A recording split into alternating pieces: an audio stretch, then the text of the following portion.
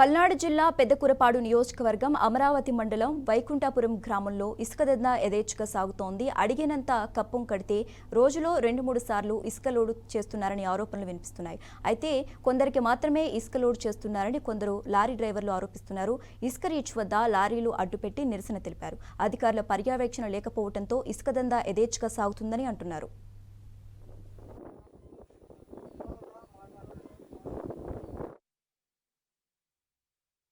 Lorry owner ఉన్నాయి, నాకు 4 లారీలు ఉన్నాయి. మేము గుంటూరు నుంచి వచ్చామండి. లావం గుంటూరు దగ్గర ప్రతిరోజు ఉదయం 6:30కి వచ్చి స్కూల్ పిల్లల్లాగా సాయంత్రం 9 దాకా ఉండి వెళ్ళిపోతున్నాం. ఒక్క ట్రిప్పు లారీ లోడ్ చేయించుకోవడం కోసం మధ్యాహ్నం పూట కూడా అన్నం గిన్నం కూడా ఏం తినకుండా దుమ్ములో నుంచొని ఏంది వచ్చి బళ్ళం పడ దిగబడి ఒక్క ట్రిప్పు రాసుకొని చాలనిపిస్తుంది.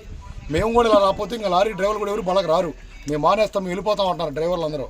కారణం ఏందయ్యా అంటే ఊళ్ళో 40 లారీలు మహా అయితే ఒక 40-50 బళ్ళు ఉంటాయి ఊరు మొత్తం మీద. ఒక్కొక్కరికి 2 ట్రిప్పులు ఇచ్చినా తప్పులేదు. సొంత ఊరు స్థానికంగా ఉండే వాళ్ళకి 2 ట్రిప్పులు ఇవ్వాలా, అది ధర్మం.